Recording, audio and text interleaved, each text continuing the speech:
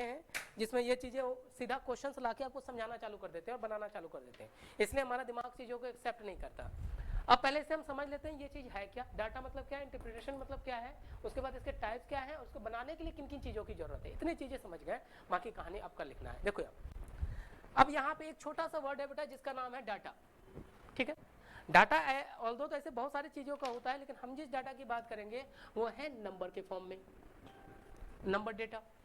अब मैं नंबर की बात करूं तो जरा समझना कि डाटा मतलब मैंने कहा कि एनी नंबर, नंबर कहने का मतलब नंबर हमारे पास बहुत सारे हैं, नेचुरल है, रियल है, फ्रैक्शनल है, बहुत सारी चीजें। लेकिन एक नंबर की बात करो तो नंबर के नेचर के हिसाब से बात करो तो नंबर का नेचर दो टाइप में होता है। एक छोटा सा पॉइंट समझिए पहले नोट में देखिएगा, अगर मैं नंबर की बात करूं तो पूरी दुनिया में इसके नेचर के हिसाब से, टाइप के हिसाब से नहीं, नेचर के हिसाब से बात करूं तो नंबर दो तरह का होता है। पहले नंबर को बोलते हैं जिसको बोला जाता है एक्चुअल नंबर। एक्चुअल नंबर में जिसके आप रियल नंबर 1 2 1 2 3 4 नेचुरल नंबर इसी को बोलते हैं ना, 1 2 3 4 fractional number p by q। ये देखना जैसे 1 2 3 4 लिखना, 2 by 3 लिखना, 4 by 5 लिखना, ये इसका एक्चुअल वैल्यू है, यानी इसकी खुद की वजूद है। दूसरा होता है बेटा हिडन नंबर, समझे। हिडन नंबर कहने का मतलब है कि आपसे आपकी वजूद को छीन लेना, यानी आपकी वैल्यू को छिपा देना। और दुनिया में कभी भी अगर मैं एक्चुअल नंबर की बात करूं तो एक्चुअल नंबर के साथ सबसे बड़ी पॉजिटिव पॉइंट है, दुनिया में जब भी प्लस माइनस इंटू डिवीजन होता है बेटा वो हमेशा एक्चुअल नंबर के साथ ही होता है, चाहे ये हमारे पास रियल नंबर हो, नेचुरल हो, फ्रैक्शनल हो, रेशनल हो, कुछ भी हो, समझे। लेकिन जब मैं हिडन की बात करता हूं तो इसके साथ प्लस माइनस इंटू डिवीजन को करना नॉट अलाउड माना जाता है। ये मैथ की दुनिया में घोर पाप बोलते हैं इसे, महा अनर्थ। क्लियर है। तो अब मैं हिडन नंबर की अगर बात करूं तो दुनिया में जो हिडन नंबर है बेटा वो जरा ध्यान से समझिएगा। ये हिडन नंबर, किसी भी नंबर को हिडन बनाने के लिए दुनिया में सिर्फ 3 तरीका है। पहले को बोलते हैं परसेंटेज, दूसरे को बोलते हैं हम रेशियो, और तीसरे को बोला जाता है एवरेज। इतनी बातें क्लियर है। तो अब जो हमारे पास यहाँ जो नंबर है बेटा ये नंबर अब होगा वो हिडन नंबर में होगा। क्लियर है, आप समझ में आया। और हिडन कहने का मतलब क्या है, इसका 3 फॉर्म होगा, परसेंटेज, एवरेज एंड रेशियो। बात समझ में आया। एक बात बताओ, ढूंढा किसे जाता है, जो छिपा होता है, जो खोजा, ढूंढा खोजा उसे जाता है जो छिप गया हो। क्लियर है। तो ये नंबर जो अपने आप में छिप गया है, इसी नंबर, क्योंकि हिडन कहने का मतलब आप किसी के शक्ल के ऊपर घूंघट डाल रहे हैं, है ना। तो आप जब तक उसका फेस देखेंगे नहीं तो उसके बारे में अच्छा बुरा तो बोल ही नहीं सकते, सिंपल सी बात है ना। तो अब आपके पास पता है कि यहाँ डाटा के रूप में हम नंबर का इस्तेमाल करेंगे, नंबर का जो फॉर्म होगा वो हिडन नंबर का फॉर्म होगा। और दुनिया में किसी भी नंबर को हिडन बनाने के सिर्फ 3 तरीके, बेटा ध्यान से समझिएगा, सिर्फ 3 के अलावा चौथा होता तो आपके सिलेबस में डल गया होता। 3 तरीके कहने का मतलब या तो परसेंटेज होगा, या तो एवरेज होगा, या फिर रेशियो होगा। फॉर एग्जाम्पल जैसे मैंने 4 और 5 लिखा, नेचुरल नंबर है यानी कि एक एक्चुअल नंबर है, इसके साथ आप जोड़ कर सकते हो, घटा कर सकते हैं। आंसर कितना बोल दिया, 9 बोल दिया, बोल सकते हैं। लेकिन बेटा अगर मैंने इसको 4% और 5% लिख दूं और बोलूं इसको जोड़ दो, क्या जोड़ के लिख सकते हो, कतई नहीं लिख सकते। क्यों, क्योंकि 4 के पीछे कौन सी वैल्यू है मुझे नहीं पता, 5 के पीछे क्यों वैल्यू, क्योंकि 4 के पीछे घूंघट डला हुआ है परसेंटेज का। 5 के पीछे अगर मैं 4 की एक्चुअल वैल्यू की बात करूं ना बेटा, ये ऑलरेडी परसेंटेज में बता चुका हूं मैं, 4 गुना 1/100, तो इसका एक्चुअल वैल्यू है 1/25, यानी कि हमारा काम तो 125 से 1/25 से होना चाहिए, लेकिन ये तो छिपा हुआ है। बात समझ में आया, 5 भी छिपा हुआ है। तो कहने का मतलब ये है कि इस रूप में जब हम डाटा के इंटरप्रिटेशन की बात करते हैं तो वहां पे डाटा के रूप में नंबर होगा और नंबर का फॉर्म हिडन होगा।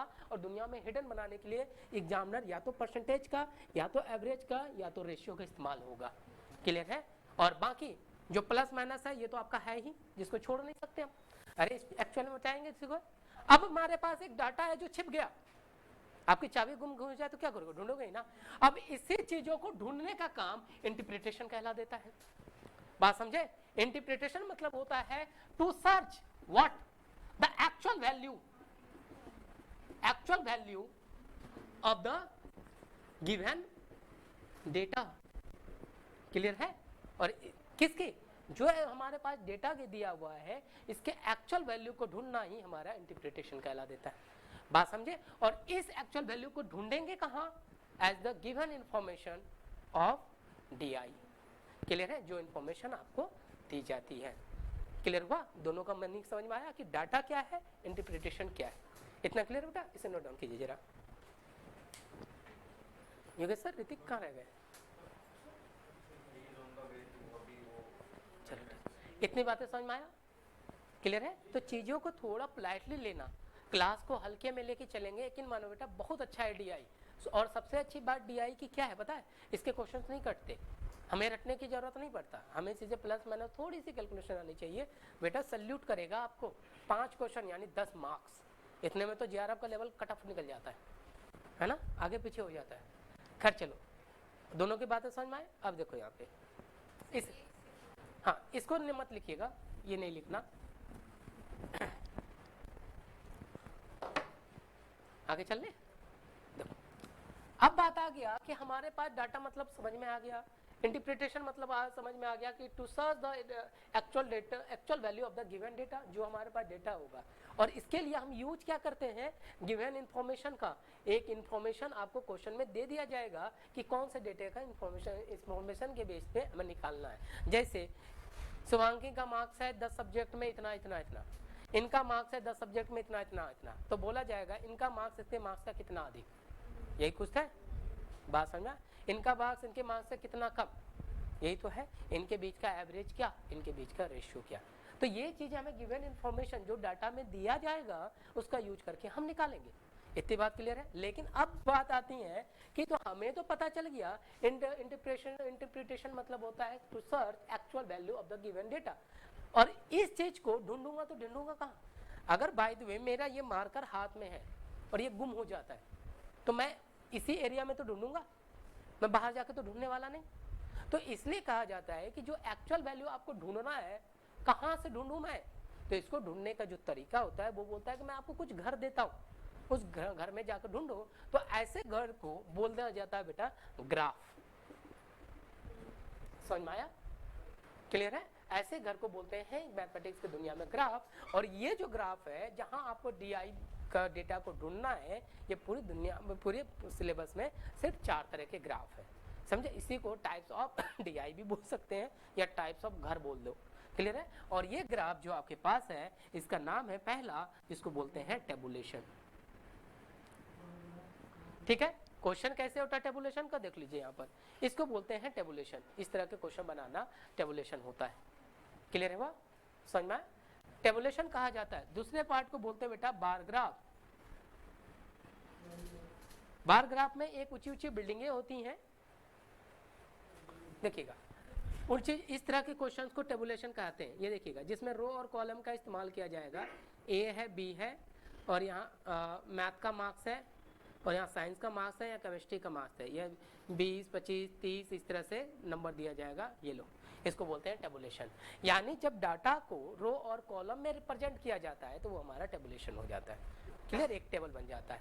दूसरा होता है हमारा पास बार ग्राफ। बार ग्राफ में इसी चीज को इस तरह से रिप्रेजेंट करते हैं, ए की वैल्यू देखना, ए की मैथ की वैल्यू इस तरह से, और क्वेश्चन में बता दिया जाएगा कि ये मैथ है और इस खाली जगह को वो बोल देगा ये साइंस है। इसमें बोल जाएगा 30 नंबर, इसमें बोल देगा 20 नंबर। क्लियर है? एज इट इज ये बता देगा ये हमारा बी का ग्राफ है, ये लो, ये है 40, ये है 10। इसको बोलते हैं बार ग्राफ। समझे? जहां पे हम एक बिल्डिंग ब्लॉक्स का इस्तेमाल करके चीजें बनाएंगे। तीसरा हमारे पास होता है जिसको बोलते हैं लाइन ग्राफ। क्लियर बेटा? और लाइन ग्राफ में इस तरह के लाइंस का इस्तेमाल करते हैं, समझे? और बोल दिया जाएगा यहाँ ए की वैल्यू है तो यहाँ बी की वैल्यू है। क्लियर हुआ? और जो तीसरा होता है चौथा, उसको बोलते हैं बेटा पाई चार्ट। पाई चार्ट में आपको इस तरह के डायग्राम दिए जाएंगे जिसको डिवाइड कर दिया जाता है कुछ पार्ट्स में, ए बी सी और डी को। क्लियर है? ये 4 तरह के ग्राफ है जिसको टाइप्स ऑफ डीआई या फिर टाइप्स ऑफ घर ऑफ डीआई बोल दीजिए, जहां से हमें डाटा को ढूंढना होता है। इतनी बातें क्लियर है? अब देखना, अब यहाँ पे एक वैल्यू है पाई, है ना? पाई मतलब क्या होता है बेटा? नाम सुना कभी? हाँ, किसी ने बोला पाई मतलब क्या होता है? 22/7। और कोई? और की 3.14। बेटा अपनी बातों से मुकरना मत, है ना? हाँ ये है ना, हाँ एंगल के रूप में बोले तो पाई मतलब 180 भी बोलते हैं, 180 डिग्री है ना। अब जरा देखिएगा ज्योमेट्री में पाई मतलब 180 डिग्री हो जाता है। नॉर्मली अगर कोई मैथ पढ़ते हैं जैसे अलजेब्रा वगैरह पर, तो पाई मतलब 22/7 भी बोल दिया जाता है। तो मैथ का लोग अलग अलग होता है क्या ना। जैसे मैंने क्या कहा, मैं यहाँ एक वर्ड लिख रहा हूँ, ये क्या लिखा है मैंने, क्या लिखा है, राम, क्या रैम, हाँ कहिए ना, बोला रैम है ना, अब बोल के दिखाना। अब क्या हो गया ये, अब क्या लिखा मैं, क्यों, अभी तो थोड़ी देर आपने रैम बोला था। मेरे कहने का इंटेंशन समझ में आया। कहने का मतलब है किसी भी चीज का वैल्यू वो कहाँ पे है इस पे डिपेंड करता है। आप मेरे सामने बैठे हो तो मेरे लिए स्टूडेंट हो, जरा दुकान बैठ जाओ, आगे मेरे प्यारे प्यारे कस्टमर, अब भुकाएंगे पूरा दिन और लेंगे कुछ नहीं, सारी साड़ियां देख के ऐसे घूमेंगे है ना। तो मेरे कहने का मतलब ये पाई की जो वैल्यू आप बता रहे हो, ये पाई मैथमेटिक्स के अकॉर्डिंग चलता है, ज्योमेट्री और जो अलजेब्रा के रूप में। लेकिन यहाँ जो पाई मतलब होता है बेटा, इस पाई मतलब होता है एरिया, किसी भी ऑब्जेक्ट का कंप्लीट एरिया को पाई बोला जाता है।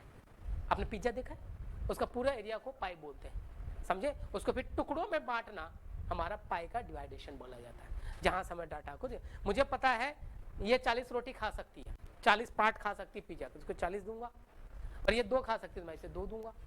क्लियर है। तो किस हिसाब से एक पाई को एरिया ऑफ एनी ऑब्जेक्ट बोलते हैं जिसमें हर एक पोर्शन को बांटा जाता है। क्लियर है, वो चीजें है पाई। और इस पाई को तोड़ने का 2 तरीका, एक परसेंटेज फॉर्म और दूसरा डिग्री फॉर्म। क्लियर है, ये हम बाद वाली बात करेंगे। तो आपके पास इतने तरह की चीजें पूरे इंट्रोडक्शन में हो गया। फिर जब हम टेबुलेशन को अब स्टार्ट करेंगे यहाँ से।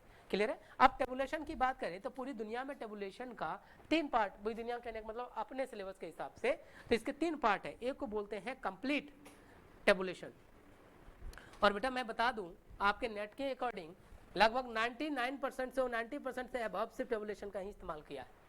यकीन ना हो तो पीक वाई क्यू मैंने दे रखा है ना आप लोगों को, चेक करके देखना, सिर्फ टेबुलेशन का ही, इस बार भी टेबुलेशन ही आया ये। और ये इसका इस्तेमाल बहुत कम हुआ, रेयर में। इसका तो हो भी गया है, अगर मैं 5% की 2.5% की इधर मान लो, 2.5% इधर, तो 5% ये बचा है, नहीं तो बाकी है नहीं। इसलिए हमारा पूरा जो इंटेंशन होगा सीखने का ये है, ये सीख गए, बाकी चीजें आराम से। बेटा मैं आपसे बार बार कह रहा हूँ, आप मेरे पास स्कॉलर बनने के लिए नहीं आए विद्वान, हमें क्वेश्चन को सॉल्व करके एग्जाम पास आउट करना है। तो मैं उतना ही आपको सिखाऊंगा जो हमें जरूरत है, बाकी स्कॉलर बनना हो तो बाद में बात करेंगे, बैठ के देखिएगा। तो इस टेबुलेशन के 3 पार्ट देखना है, कंप्लीट टेबुलेशन। अब बात आई कंप्लीट क्या होता है, कि टेबल मतलब होता है हर एक रो और हर एक कॉलम का जब पूरा डेटा कंप्लीट हो तो उसी को हम कंप्लीट टेबुलेशन कहते हैं। और बेटा याद रखिएगा, जैसे मैंने यहाँ टेबल का एक एग्जांपल दिया, इसमें हर एक डेटा एक दूसरे से लिंक है, समझे। जैसे मैं यहाँ पे 15 लिख रहा हूँ, तो जैसे 20 से लिंक है, उसी तरह रोज से भी कॉलम से भी लिंक होता है, कि अगर इसमें से एक भी डेटा मिस हो तो आप डेटा के क्वेश्चन को सॉल्व नहीं कर पाओगे, बात समझे, क्योंकि यहाँ पे लिंकेज होता है। तो अब पहला बात ये होता है कंप्लीट टेबुलेशन, जब आपके पास पूरा का पूरा रो और कॉलम डेटा से फुलफिल कर दिया गया हो, उसे बोलते हैं कंप्लीट टेबुलेशन। फॉर एग्जांपल ये वाला देख लीजिए, यहाँ पे पूरा रो और कॉलम फिल है। क्लियर हुआ, समझ में आया, इसको बोलते हैं कंप्लीट। लेकिन अब एग्जामिनर ने इसमें क्या थोड़ा सा छेड़खानी करना चालू कर दिया है, इनमें से कोई एक डेटा मिस कर देगा, तो ऐसे टेबुलेशन को बोलते हैं बेटा मिसिंग टेबुलेशन। अभी सबसे बड़ा झटका लगा था 2019, 20 और 21 तीनों में कंटिन्यूअस मिसिंग टेबुलेशन पूछा गया। मैं किसी एक का बात नहीं करना, जो मैंने दिया था एग्जाम उसकी बात बता रहा हूँ। तो उसमें कंटिन्यूअस सिर्फ मिसिंग का इस्तेमाल हुआ था। मिसिंग टेबुलेशन कहने का मतलब क्या है बेटा, ये समझिएगा, सबसे ज्यादा आज के डेट में इसको इंपॉर्टेंट माना जा रहा है। टेबुलेशन कहने का मतलब इनमें से कोई एक डेटा, स्क्रीन पे देखो, कहीं पर भी कोई एक डेटा गायब कर देगा, मिनिमम एक, मैक्सिमम जितना मर्जी हो। क्लियर है। फिर इस डेटा, क्योंकि डेटा कंप्लीट होगा ही नहीं, आप 5 में से एक भी क्वेश्चन को टच नहीं कर पाओगे, तो उस क्वेश्चन को निकालने के लिए इस मिसिंग टेबुलेशन, जैसे एक गुड़िया यहाँ मिस हो जाती है, हम बहुत सारी बातें करते हैं, इनसे पूछे, पड़ोस से पूछे, तो एज इट इज इसको निकालने के लिए फिर 2 प्रोसेस होता है, जिसको एक बोलते हैं इन्फॉर्मेटिव बेस्ड और दूसरा बोलते हैं कंडीशन बेस्ड। क्वेश्चन के साथ बता दो, इन्फॉर्मेटिव मतलब सूचना, ये देख के गई, बोल के जाएगी इसे कि कल मैं नहीं आऊंगी सर के क्लास में क्योंकि लड़के वाले देखने आ रहे हैं, तो ये मुझे इन्फॉर्मेशन देगी, तो इसकी वैल्यू को मैं पुट कर दूंगा कि ये वैल्यू ऐसी है कि ये नहीं आई। लेकिन कंडीशन दूंगा कि सर वो वहां गई थी ना, आने का चांसेस था लेकिन ट्रेन लेट हो गई जिस वजह से ये नहीं आई, तो इसको कंडीशन कहते हैं। इन्फॉर्मेशन और कंडीशन में अंतर है, इन्फॉर्मेशन सिर्फ बताई जाती है, कंडीशन अप्लाई की जाती है, समझे। कंडीशन में आप सर्टेन नहीं होते, इन्फॉर्मेशन में सर्टेनिटी हो सकती है। इतनी बात क्लियर है, इसलिए इसको भी बनाने के दो तरीके। और तीसरा होता है, अब एक चीज बता दो कि पूरा डीआई पढ़ने के लिए याद रखिएगा 7 फार्मूले की जरूरत है, इससे ज्यादा की जरूरत नहीं होता। हाँ, सिवाय प्लस माइनस इंटू डे, ये आपका काम है, इसको छोड़ के 7 फार्मूले से बाहर बेटा एक भी नहीं जाएगा। इससे पहले भी मैंने डीआई पढ़ाया था, बहुत लोगों ने पढ़ा था और मैंने क्वेश्चंस भी कराए थे। अगर कई लोगों ने पढ़ा था, अगर मेरे 7 रूल से बाहर गया तो बीच क्लास में बोल सकते हो आप, पॉसिबल नहीं होगा, बन ही नहीं सकता। हाँ, प्लस माइनस आपकी दिमाग में समस्या होगी, ये मेरा काम नहीं है। देखो यहाँ पे अब लेकिन एग्जामिनर बंधा हुआ है डीआई में 7 फार्मूले से हम आगे नहीं पढ़ा सकते, यानी क्वेश्चन नहीं पूछ सकते, जो भी मैनिपुलेशन होगा 7 के साथ ही होगा। लेकिन अगर एग्जामिनर चाहता है कि मैं कुछ क्वेश्चन को इन 7 फार्मूले से बाहर से पूछूं, तो वो क्या करेगा बेटा, डीआई के नीचे ही कुछ क्वेश्चंस आपको फार्मूले के लिए जोड़ दिया जाएगा। फॉर एग्जांपल ये देखना, ये स्क्रीन देखिए, ये मिसिंग टेबुलेशन है जिसमें डाटा मिस हो गया, आज के डेट में चाहिए है बेटा आपको नेट के लिए, इसको भी अभी करेंगे क्योंकि इसके फिर से 2 टाइप हो जाएगा, बाकी में कोई टाइप नहीं है, वैरायटी कहीं पर भी नहीं है। ये है बेटा complete tabulation, sorry formula based. Formula based में क्या होगा, क्वेश्चन में एक फार्मूला पहले से इंपुट कर दिया जाएगा और इस फार्मूले का यूज जरा ध्यान से समझे क्वेश्चन के साथ ही होगा, इसी पर्टिकुलर क्वेश्चन का इस फार्मूले का यूज बाहर की किसी दुनिया में आप यूज नहीं कर पाएंगे। बात समझ में लिया, इसको बोलते हैं फार्मूला बेस्ड। ये लो फार्मूला बेस्ड, क्लियर है। फिर इसको पढ़ेंगे, बांटेंगे 2 पार्ट में, एक को बोलते हैं इंफॉर्मेटिव और दूसरे को बोलते हैं कंडीशनल। कंडीशनल समझे, इसलिए टेबुलेशन में वैरायटी जहां बेटा वहां ढूंढने में मजा है जहां पे महल में 10-15 कमरे हो, जहां एक ही कमरा हो पूरा खाली हो, ढूंढने में क्या मजा है। वही चीज है इन दोनों में, ढूंढने में कोई सरदर्दी है ही नहीं, सिंपल है, ना टाइप्स ना वैरायटी कुछ भी नहीं, ये सिंपल है। लेकिन इसके बाद फिर पाई को भी 2 पार्ट में बांटा जाता है, मैं ऊपर लिख रहा हूं, एक को बोलते हैं परसेंटेज पाई, परसेंटेज पाई, और दूसरा होता है डिग्री पाई। ये लो बेटा, परसेंटेज कहने का मतलब पूरी वैल्यू को 100 मान लिया जाएगा, समझे, और दूसरा डिग्री पाई होता है पूरे वैल्यू को 360 डिग्री मिल जाएगा। तो ये था आपका पूरा बेसिक इंट्रोडक्शन ऑफ डीआई। अभी मैं आपसे बार बार कह रहा हूँ क्वेश्चंस पे नहीं जा रहा मैं, आधे घंटे का और मुझे थोड़ा समय चाहिए होगा, तब फिर आपको क्वेश्चंस आएगा, मैं आराम करूंगा, आप लिखेंगे, ठीक है। अब ये पूरी बात समझ में आया सबको। पीछे विजेंद्र, चितसेन, शोभा यात्रा, एक को इंफॉर्मेटिव दूसरे को कंडीशनल। पाई 2 तरह का होगा, एक परसेंटेज पाई और दूसरा डिग्री पाई। परसेंटेज के क्या में मैंने क्या कहा, पाई मींस इस केस में क्या होता है, एरिया ऑफ एनी ऑब्जेक्ट। लेकिन समस्या ये है, अब ऑब्जेक्ट की बात करूं बेटा, दुनिया में ऑब्जेक्ट भी 2 तरह का होता है, एक होता है स्ट्रक्चर, दूसरा होता है नॉन स्ट्रक्चरल। देखिएगा, आप बता सकते हैं ये कौन सा शेप है, अरे बता सकते हैं ये कौन सा शेप है, मतलब कि रोमस स्क्वायर है भाई, सिंपल सा।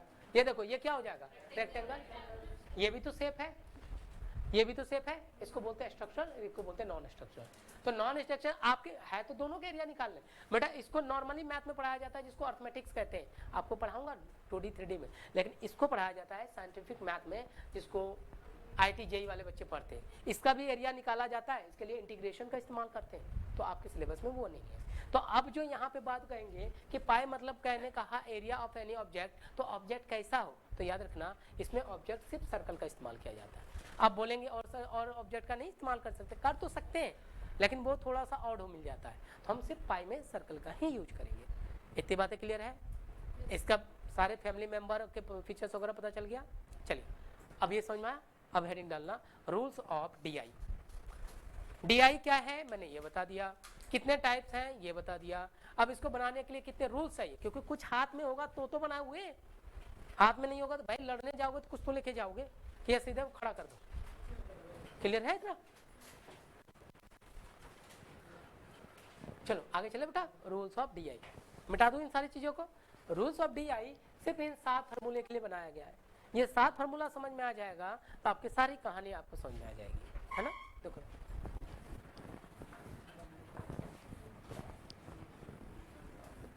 और याद रखिएगा बेटा, मैंने आपसे क्या कहा कि डाटा जो होता है हिडन होता है। अच्छा एक बात बताओ, यहाँ पे ये 90 है, ये 50 है, ये 80 है, ये 70 है, मैं कह दूं अंकित को टोटल मार्क्स कितना मिला तो मैं सबको जोड़ दूं?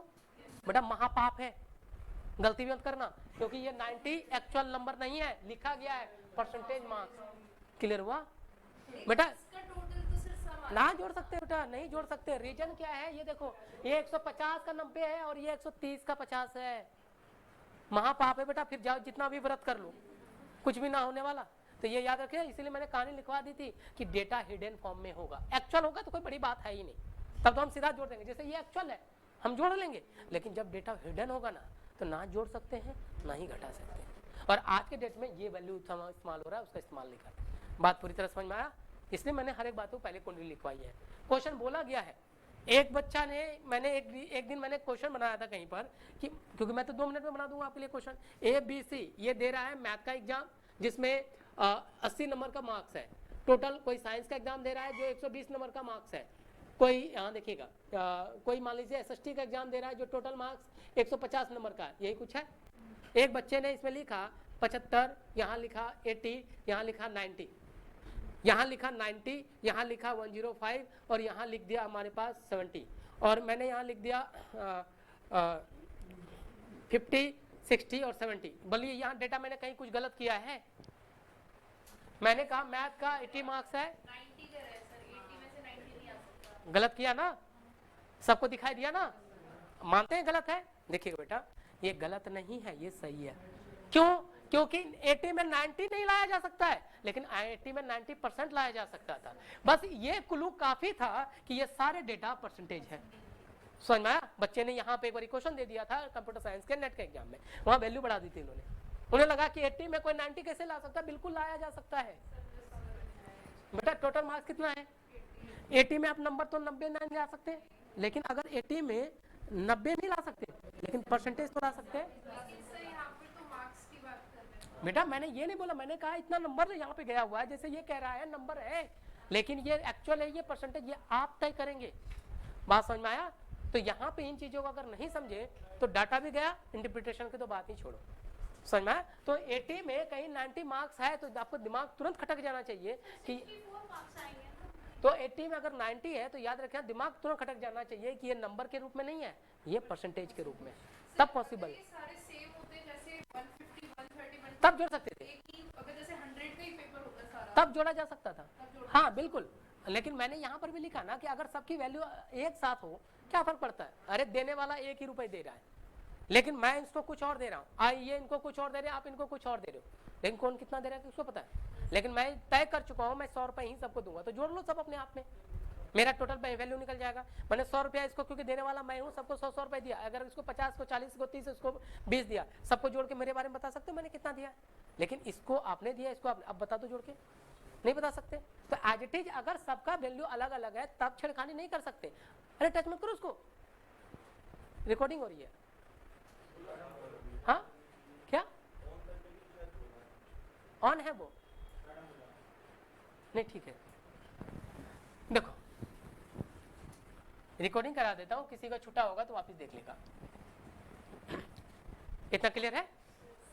आप समझ में आया कि समझे कि अगर नंबर से ज्यादा मार्क्स आ रहा है तो वो मार्क्स परसेंटेज के फॉर्म में होगा। अब दूसरा देखिएगा, रूल्स ऑफ डीआई। अब मैं रूल्स की बात करूं तो या फिर इसको फॉर्मूला ऑफ डीआई बोल लीजिए या फिर मेथड ऑफ डीआई, जो मर्जी मान ले। तो इसके जो रूल्स बनेंगे बेटा, याद रखिएगा, जो इसका प्राइम है वो प्लस माइनस इंटू डिवीजन है। मैं बार बार कह रहा हूं, इसको छोड़ के मत चलना। डीआई कहने का मतलब है प्लस माइनस है, लेकिन इसके अलावा जो आपको चीज यहाँ पे पूछी जाएगी, यकीन ना हो तो क्वेश्चन उठा के देख लेना, सिर्फ 3 तरीके से क्वेश्चन आएगा, एक परसेंटेज से, एक रेजिस्टर से, एक एवरेज से, एक कैलकुलेशन से, एक direct view visual based question होता है। कहीं कहीं क्वेश्चन देखेंगे डायरेक्ट विजुअल बेस्ड होता है, डाटा के देखो आंसर निकालो, और ये 5 प्रोटोटाइप है। दूसरा और तीसरा, पहले को बोलते हैं हम यहाँ पर परसेंटेज। देखो पहला होगा परसेंटेज, दूसरा होगा आपके पास रेशियो, और तीसरा होगा एवरेज। देखिएगा, परसेंटेज को हिंदी में प्रतिशत बोलते हैं, इसको क्या बोलते हैं? अनुपात। इसको क्या बोलते हैं? एवरेज, औसत। बेटा सामने बैठ जाओ, दिखेगा नहीं कोने पर। देखिएगा, परसेंटेज में आपको जो पढ़ना है टोटल 4 फार्मूले, इसमें 2 फार्मूले और इसमें 1 फार्मूला। 4 2 6 और 1 7। समझ में आया सबको? नोट डाउन कीजिए।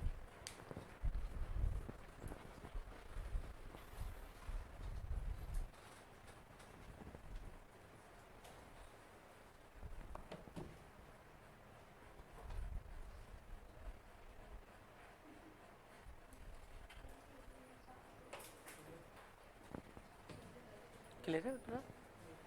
क्लियर बेटा? आगे चले। ये बेटा 4 ही जरूरत है, 5वें की अगर जरूरत होगा तो क्वेश्चन में फार्मूला बना के दे देगा। जैसे वो वाला क्वेश्चन देखो दिया हुआ, इस फार्मूले का आप इस क्वेश्चन के सिवाय बाहर दूसरा में तो यूज ही नहीं कर सकते, समस्या ही आएगी आपको। आगे बढ़े, करके देखें। देखो बेटा पहला हेडिंग डाल दीजिएगा परसेंटेज। अब देखो परसेंटेज के 4 क्वेश्चंस कैसे हैं।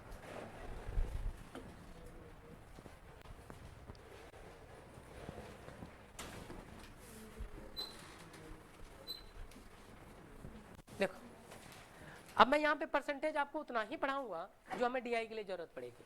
बाकी परसेंटेज का एक्स्ट्रा टॉपिक मैथमेटिकल रीजनिंग में है, जहाँ पे हमने एक पार्ट कर रखा है, अभी हमें उसमें सोल्यूशन पढ़ना बाकी है, सोल्यूशन, इलेक्शन और मार्क्स, ये कुछ है ना। देखो अब मैं परसेंटेज की बात करूं तो परसेंटेज में आपको पता है कि इस केस में हमारे पास किसी वैल्यू के ऊपर परसेंटेज लगा दिया। ये परसेंटेज कहने का मतलब है इसके पीछे क्या छिपा है, 1/100, और ये वैल्यू अकेला तब तक एग्जिस्ट नहीं करेगा जब तक इसको कोई वैल्यू ना मिल जाए। और अब इसकी वैल्यू क्या हो जाएगा, x/100, यानी ये है हिडन वैल्यू और ये है एक्चुअल वैल्यू। इतनी बातें क्लियर है आपको। अब यहाँ पे हमने ये देखा कि परसेंटेज के क्वेश्चन कैसे पूछे जाएंगे। नंबर 1, कभी भी कैलकुलेशन, चाहे परसेंटेज, मैथ का किसी भी चीज का कैलकुलेशन के लिए मैथमेटिक्स का मिनिमम 2 डेटा की जरूरत पड़ता है। मानते हैं चीजों को। मैंने 2 डेटा मान लिया, एक x है ये y है, समझिएगा। मैंने कोई भी 2 डेटा मान लिया कि ये x है और ये y है। x y कहने का मतलब क्या है, इन चीजों को समझो। यहाँ पर x कुछ भी हो सकता है, समझे। x हो सकता है आपका मार्क्स मेरा मार्क्स हो, या फिर y आपका मार्क्स मेरा मार्क्स हो। तो x की वैल्यू कहाँ ढूंढना है ये क्वेश्चन पे तय होगा। अभी मैं रेंडमली लिख देता हूँ x की वैल्यू इतनी और y की वैल्यू इतनी। इसे हम इंटरप्रेट करेंगे उन डायग्राम से, ग्राफ से। जैसे मैंने मान लिया कि x की वैल्यू मैंने 200 दे दिया और y की वैल्यू दे दिया 125, क्योंकि मिनिमम अगर 2 डेटा ना हो तो आप डी का कैलकुलेशन स्टार्ट ही नहीं, कंपैरिजन भी स्टार्ट नहीं कर पाओगे। तो x y की वैल्यू हम वहां से इंटरप्रेट करेंगे, इंटरप्रिटेशन अभी हम बताएंगे, ठीक है। पहले मैं बता रहा हूँ कि x y मैंने ढूंढ लिया उससे, और x की वैल्यू मैंने मान लिया समझाने के पर्पज से कि ये 200 है और ये y 125 है। इतना कर लिया हमने, इतनी बात तो समझ में आया। अब जैसे इन्हीं दोनों से 7 नंबर का क्वेश्चन पूछा जाएगा, 7 फॉर्मूले से। पहला क्वेश्चन क्या पूछा जाता है परसेंटेज में कि x और y, जैसे आपका मार्क्स 200 है, मेरा मार्क्स 125 है, ठीक है, वो हम निकाल लेंगे क्वेश्चन में से, डेटा में से। तो और आपसे पूछा गया, अब मुझे बताइए आपका मार्क्स मेरे मार्क्स का कितना प्रतिशत, यही तो होता है, या मेरा मार्क्स आपके मार्क्स का कितना प्रतिशत। इसी को बोलते हैं बेटा रेशियो, यानी तुलना करना, एक दूसरे के साथ तुलना करना। इसको बोला जाता है x is how much percent.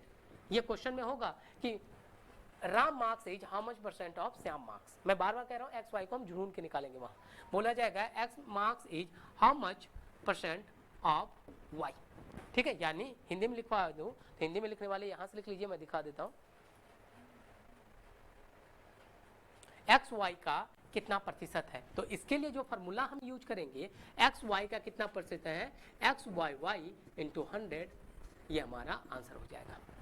Clear है। अगर इस क्वेश्चन के हिसाब से बात करूं तो x की वैल्यू कितनी है 200, इसकी वैल्यू कितनी है 125 गुना 100 निकाल लीजिए, आंसर आपका, ठीक है। 25 से डिवाइड करो, 5 से 4 से 40 से हो गया 160%, यानी x का मार्क्स y का 160% है। x y की वैल्यू हम डेटा से निकाल लिया करेंगे, ठीक है, जो ग्राफ हमें दी जाएगी।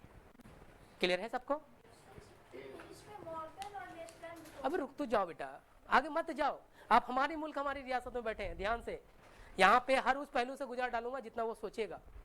12 साल से यही काम ही कर रहा हूँ मैं, यही कुछ पूछ रहे थे ना। देखो यहाँ पे एक्स वाई का कितना प्रतिशत अधिक है ना। रुक जाओ,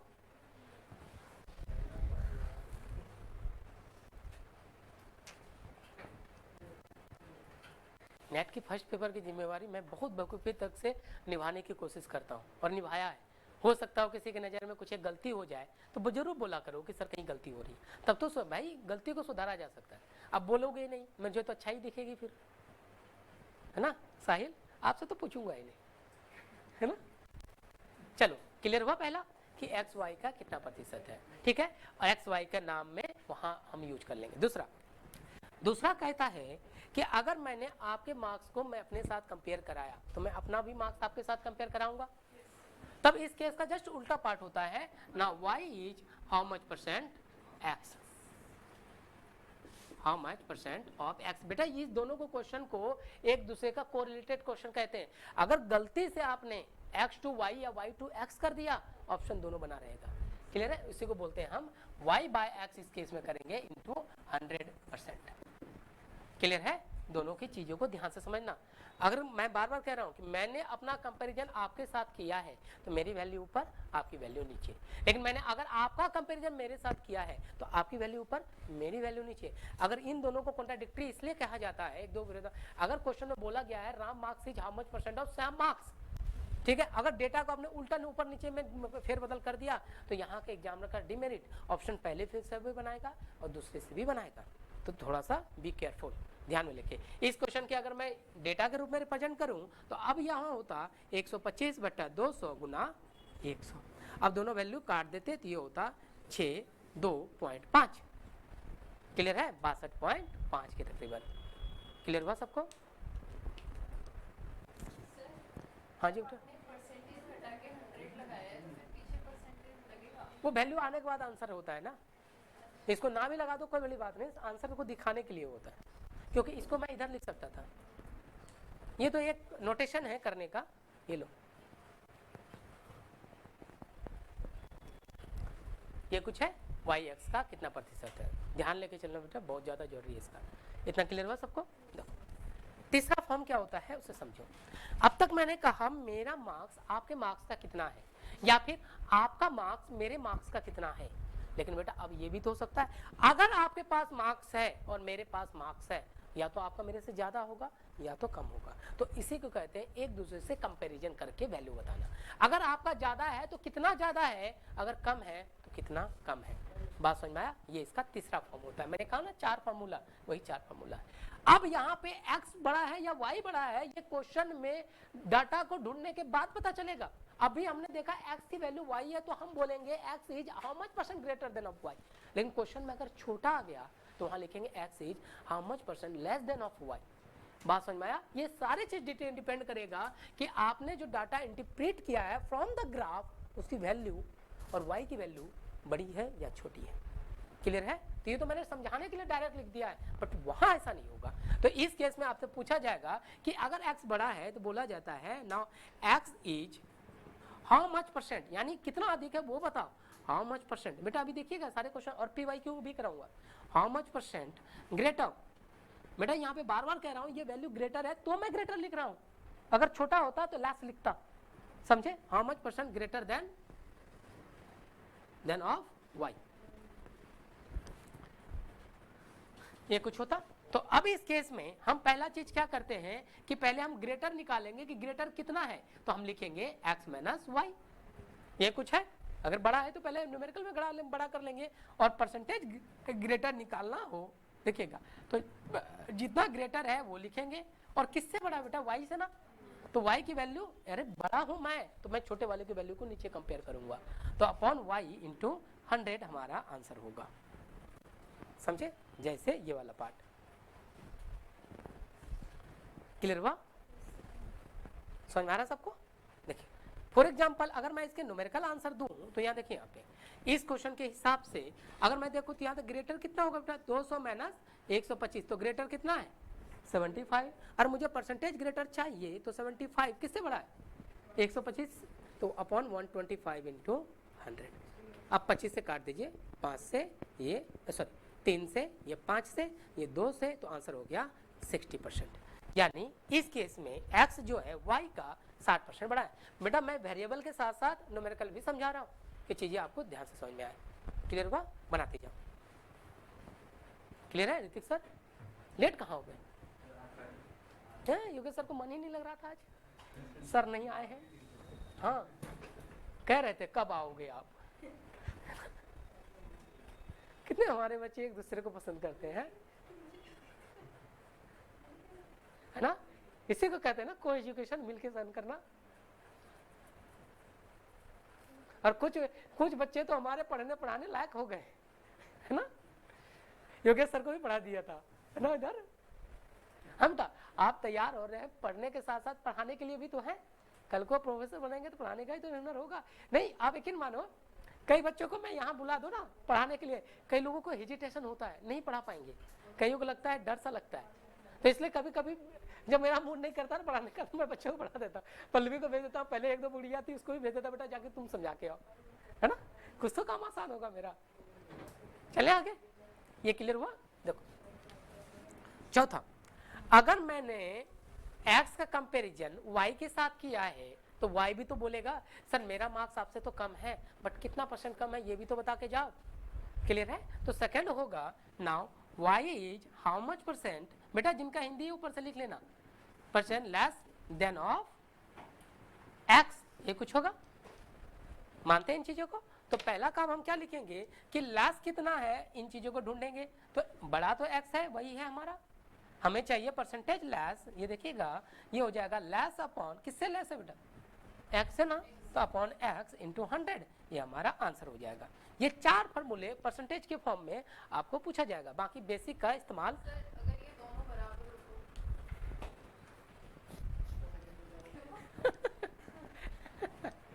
कॉइन टॉस किया है, कॉइन टॉस किया है कभी, ऐसा हुआ कि वो खड़ा रह गया हो नहीं, अगर बाई चांस हो तो क्वेश्चन ही नहीं बनेगा क्वेश्चन ही बनेगा ना, ग्रेटर ना सब बराबर, क्वेश्चन ही नहीं बनेगा ना। हम इंडियंस की यही तो खासियत है, ऐसा हुआ तो सही, ऐसा ना होता तो। हमारे जब मैं कॉलेज में था, कॉलेज में तो एक टीचर थे, मतलब फॉरनर से आके पढ़ाते थे, तो थे इंडियन बट रिसर्चर थे। तो उन्होंने एक बड़ी अच्छी बात बताई, अमेरिका वाले क्या करते हैं, वहाँ के साइंटिस्ट, वहाँ के लोगों का नेचर क्या है कि वो सालों साल में लगा के एक नया चीज इजाद करते हैं, समझे। जैसे टेलीफोन पहले बड़ा वाला होता था, अब इजाद करके उसने इतना छोटा बना दिया, लोग सब बातें कर ले। तो सीधा फिर जापान वाले के पास जाता है, तो जापान वाले को टेक्नोलॉजी क्या कहती है कि इस बड़े चीज को छोटा कैसे कर दिया जाए, लोगों को कंफर्टेबल हो, तो उसकी सोच यहाँ जाती है।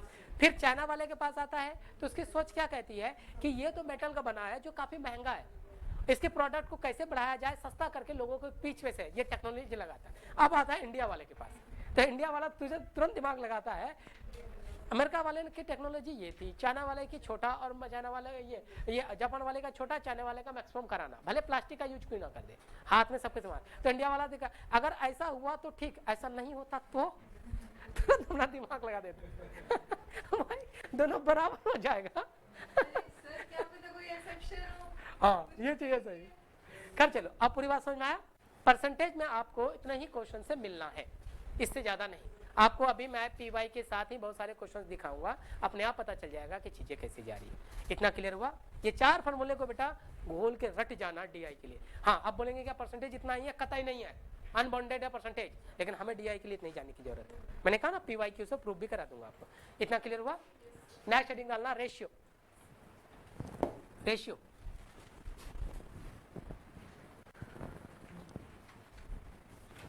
और किसी के मन में कुछ खुराफाती चल रहा हो तो बता दीजिए नहीं ना।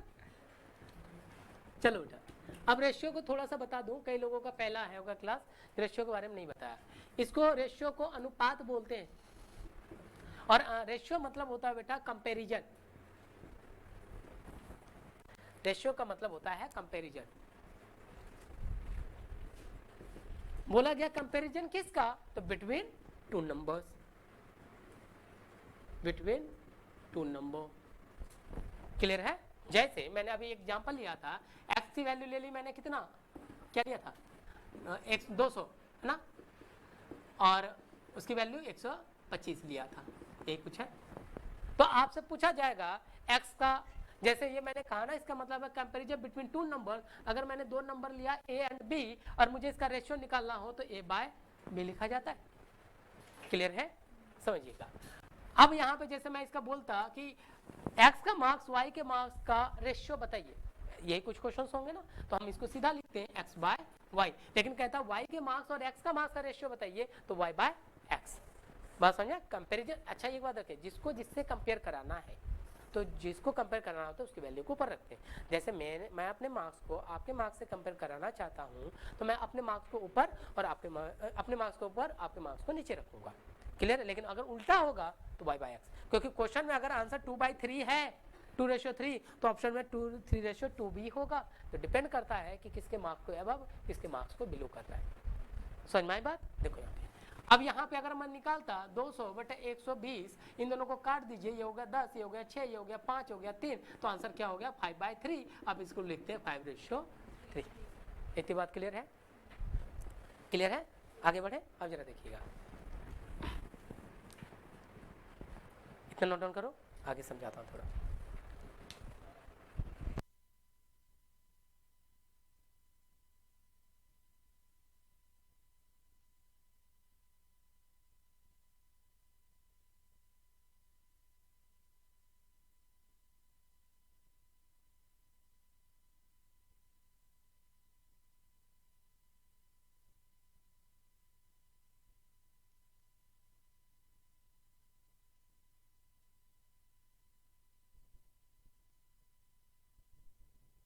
हेलो,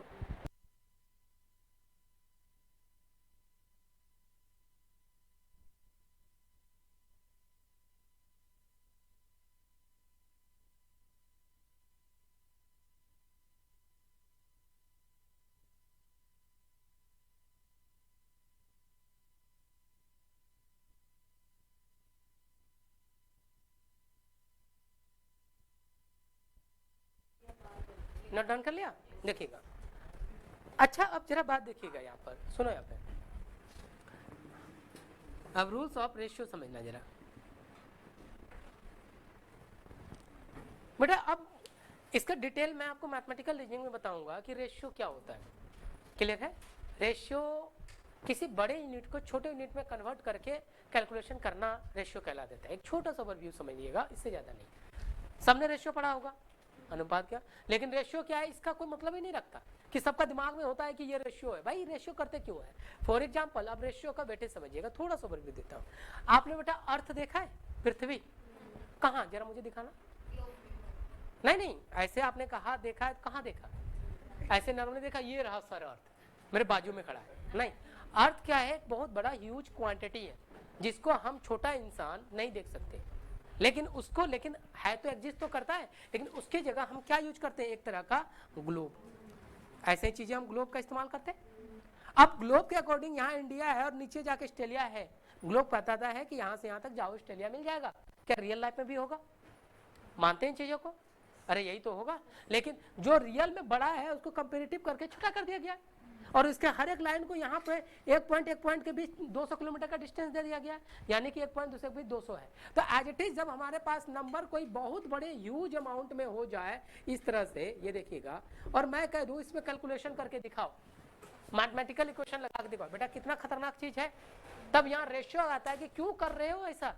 आप बड़े पार्ट में इतना कैलकुलेटिव पार्ट ना लगाओ, आप उसको छोटे में कन्वर्ट कर लो। बात समझे?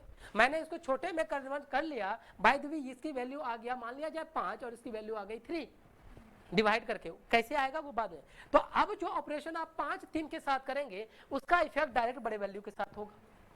बात समझे? अगर ग्लोब में कुछ पॉइंट न्यू ऐड होता है तो रियल लाइफ में वो भी निकला होगा, है ना। तो यही रेशियो आपको मदद करता है। तो रेशियो कहता है कि जो डेटा बहुत बड़ा हो उसको स्मॉल पार्ट में कन्वर्ट करके कंपैरिजन कराना हमारा रेशियो कहलाता है। इतनी बातें क्लियर है?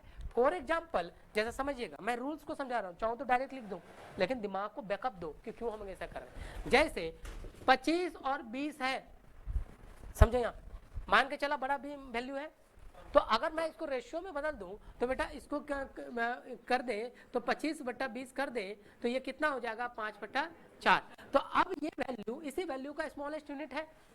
अब इसके साथ कोई ऑपरेशन करूंगा तो उसी अनुपात में ये भी उसी रेशियो को बढ़ाएगा घटाएगा। तो इससे आसान क्या हुआ कि हम बड़े वैल्यू के पीछे नहीं गए। लेकिन अब समस्या यह है कि अगर हमारे पास नंबर था तो रेशियो मैंने 5:4 निकाल दिया, मानते हो? और इसको किस नंबर ने डिवाइड किया? 5 ने। इसको बोलते हैं कांस्टेंट। अगर नंबर था हमने छोटा वैल्यू निकाल लिया, बात मानते हैं?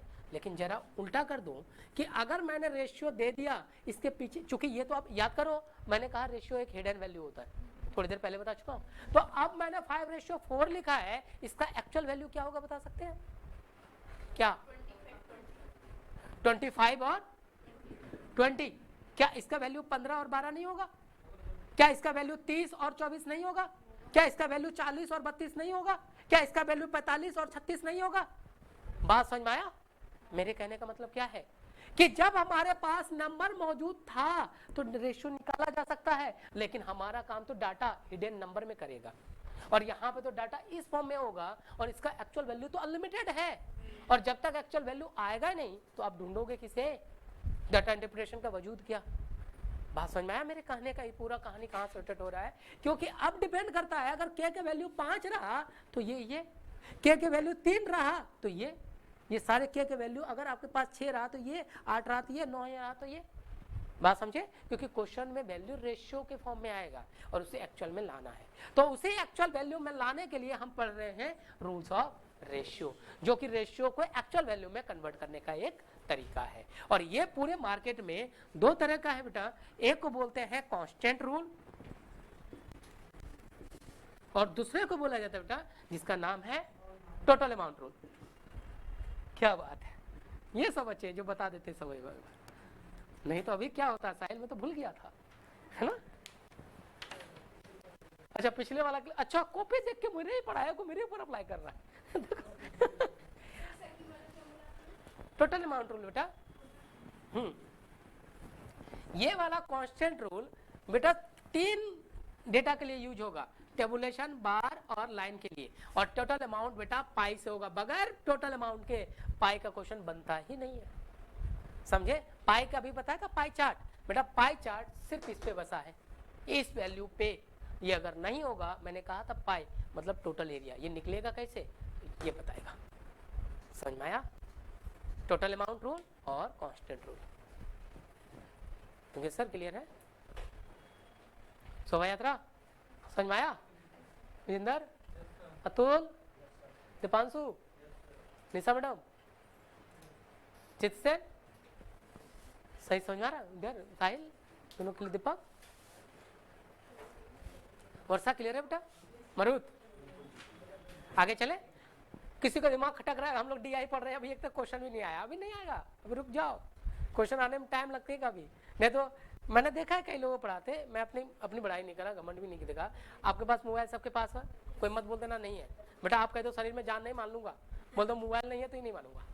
देखिए आपके मोबाइल में कभी डीआई डाल के देख लेना, बहुत सारे लोग पढ़ा सीधा क्वेश्चन लेके आए हुए हैं, उस क्वेश्चन को प्रैक्टिस करा रहे हैं, तो बच्चा कहाँ से समझ पाएगा? आपने कुछ बताया नहीं, क्वेश्चन डाल के ऐसे पढ़ा रहे हैं मार्केट में, आप देखना इसमें। तो इसलिए मैंने कहा कि अभी मुझे 1 घंटा लग रहे हैं पूरे पढ़ाने में, इसके बाद एक पॉइंट और बताऊंगा, तब पहला टेबुलेशन, 3 टेबुलेशन पढ़ लो, बाकी ना भी पढ़ोगे चलेगा, आपका बेड़ा पार हो जाएगा, समझे? लेकिन मैंने कहा इसलिए मैंने इसको 4 घंटे का स्लॉट इसलिए दे देता हूँ, इसको अधूरा छोड़ दूंगा ना, फिर वो फीलिंग नहीं आएगी करने में, समझे? चल फिर नेक्स्ट क्लास में मैं आपका आज ही बता देता हूँ, नेक्स्ट क्लास में जो आपका संडे होगा 11 to 5 इंडियन लॉजिक खींचूंगा, पूरा प्रमाण, अनुमान, उपमान, तप्ति, अनुलब्धि, हेतु, आभास, हेतु, उपमा, उपमा, आपता, अग्नि, परमा, प्रमेय सब करना है, ठीक है? उसकी मैं अपनी मेरे हाथ की लिखी हुई जो पॉइंट्स है ना, जो आप लोगों को कईयों को दे रखा है वो दूंगा, आपका नहीं होगा, आपका तो आपका आज है। चले बेटा इसको समझ ले। देखो कांस्टेंट रूल में जरा समझ लो यहाँ पर क्या कहता है, इसे समझो। अगर हमारे पास 2 वैल्यू दिया गया है ए और बी, इसका रेशियो है एक्स रेशियो वाई, ठीक है?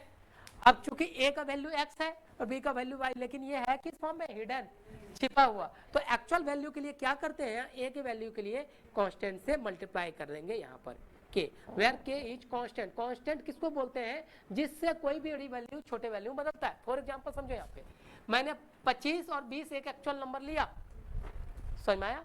अब इसको मैं अगर रेशियो में बदलूं तो के यहाँ पर ये कितना 5 और 4 में बदल जाएगा, तो इस केस में के क्या रहा? 5। अगर मैं अब इसे हटा देता हूँ, ठीक है, अब मुझे पास 5 आ गया, फिर ये मान लो ये ए बी का रेशियो है, अगर मुझे ए लाना हो तो इस के को 5 के साथ मल्टीप्लाई कर ले, वही वैल्यू आ जाएगा, इस के को 4 के साथ मल्टीप्लाई कर ले, वही आ जाएगा। लेकिन इस केस में हमें के की वैल्यू पता है, लेकिन यहाँ तो के की वैल्यू पता ही नहीं है, समझे? तो यही के को ढूंढना हमारे क्वेश्चन का पार्ट होगा कि आखिर एक्चुअल में के कितना है जो इस बड़े को छोटा करके बैठा है, या फिर हिडन को एक्चुअल में बदलेगा। समझ में आया? तो इसको बोला जाता है हमारा के एक्स और के वाई, समझे? ये के हम क्वेश्चन से निकाल लेंगे। क्लियर हुआ? ये नोट डाउन कीजिए इसे। यहाँ पे एग्जांपल मैंने दे दिया, ये इसी का एग्जांपल है, यहाँ मान लीजिए। अब के का वैल्यू हम निकाल लेंगे तो एक्चुअल वो बन जाएगा। के का वैल्यू 1 होगा, 2 होगा, 3 होगा, जो मर्जी हो वो ला के सॉल्व कर लेंगे।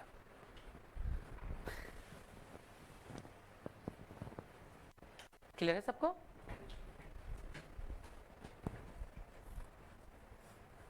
मुनिया क्लियर है बेटा?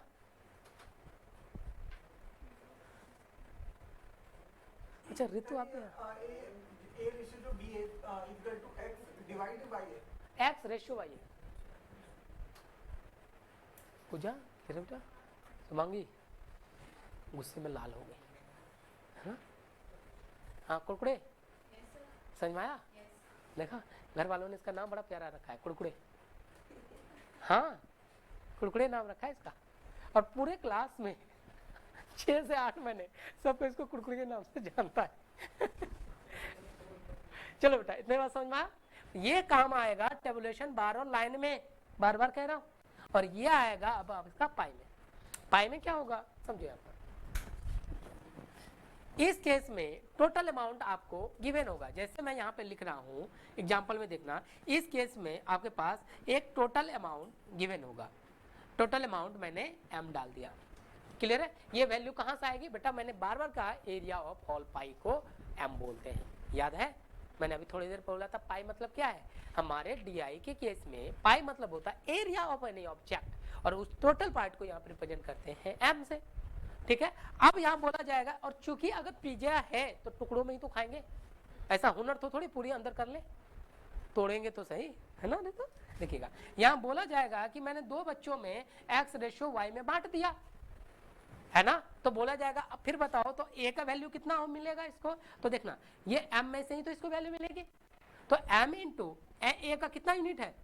x यूनिट, तो ये होता है x upon x plus y।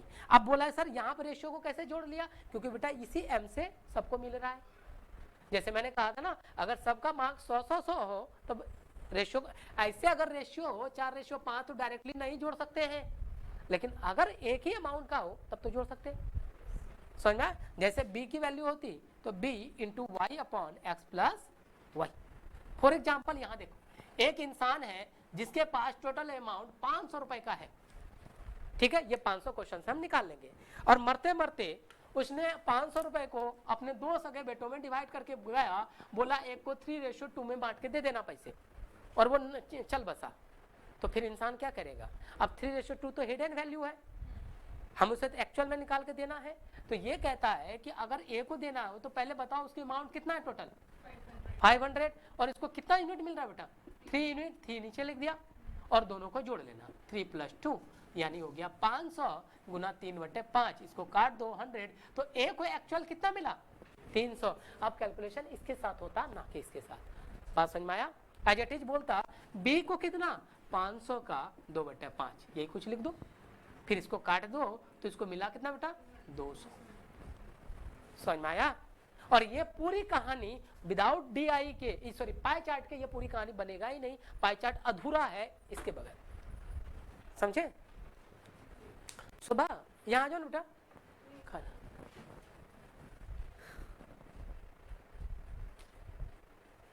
Clear हुआ? सबका महत्व समझा? बाकी के लिए ये, पाई के लिए वो। ये 2 रूल यहाँ पर, 4 रूल वहां पे। 4 2 कितने हो गए? 6। अब बचा 1, जिसको कहते हैं औसत, है ना बेटा? डरावने वाला। यहाँ बेटा m इंटू वाई अपॉन, यहाँ m into Y X upon X plus Y, हाँ b into m into Y upon X plus Y.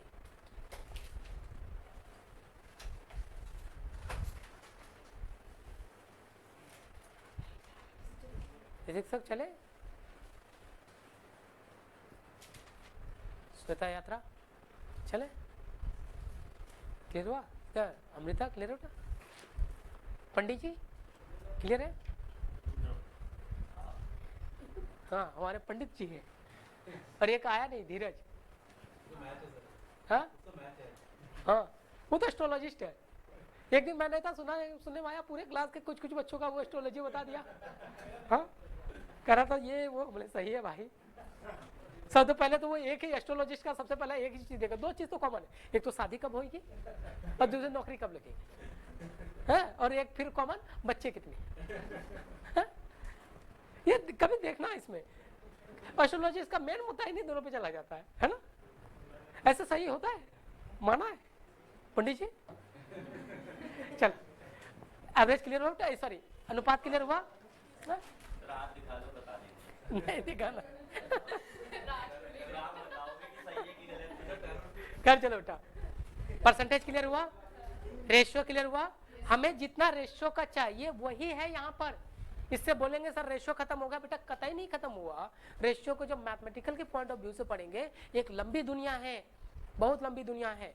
इसमें एडिशन ऑफ रेशियो पढ़ना है, सब्ट्रैक्शन ऑफ रेशियो करना है, सोल्यूशन ऑफ रेशियो पढ़ना है, बहुत सारे पॉइंट्स हैं। तो हमें उतना की जरूरत नहीं है। मैंने कहा मैं आपको उतना ही चीज दूंगा जो आपके लिए जरूरत है, ठीक है, चलेगा। रेशियो भी क्लियर, और तीसरा क्या बचा, एवरेज। हेडिंग डालिएगा एवरेज। जिनका बाय द वे छूट जाए कहीं पे, अभी मैं क्लास के बाद आपको 6 सीट दूंगा, याद रखने का।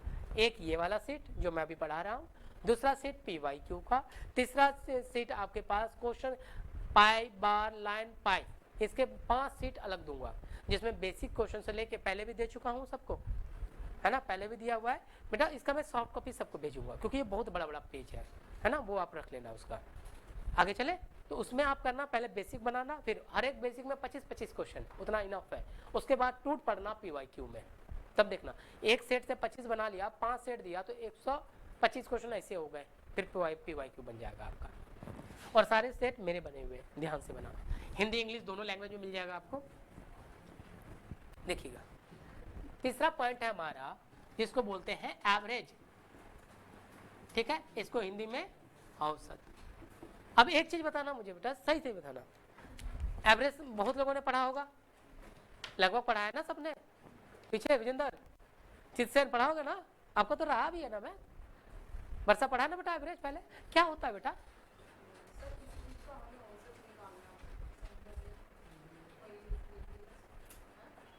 हाँ अभी नहीं, चटाई से धक्का मारूंगा, वो कुछ नहीं बोलने थे इसे। जैसे कोई संख्या होती है उसको कैलकुलेट करके उसमें प्लस करके निकालना। अच्छा हाँ विजेंदर,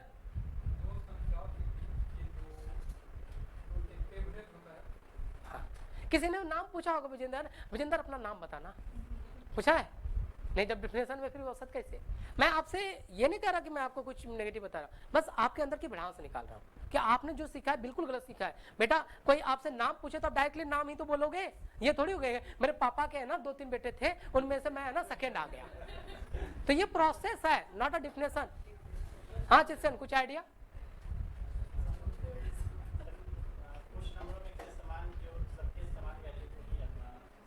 अच्छा हाँ मरुत,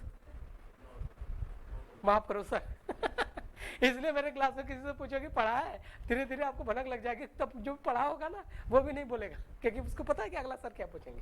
खैर चलो बेटा, मैं बस आपसे जानना चाह रहा था कि आपको कितनी समझ है अब एवरेज का, ठीक है। अब पहली बात ये समझ, जैसे आपको ये दिखाया कि हमने रेशियो क्यों निकाला, पता चला कि बड़े यूनिट को छोटे में कन्वर्ट करके सन, नहीं तो अगर वो एवरेज रेशियो नहीं होता ना बेटा, आपकी किताबें का क्वेश्चन बड़े बड़े कैलकुलेशन में बनता, जिसको रेशियो ने छोटा कर दिया, है ना।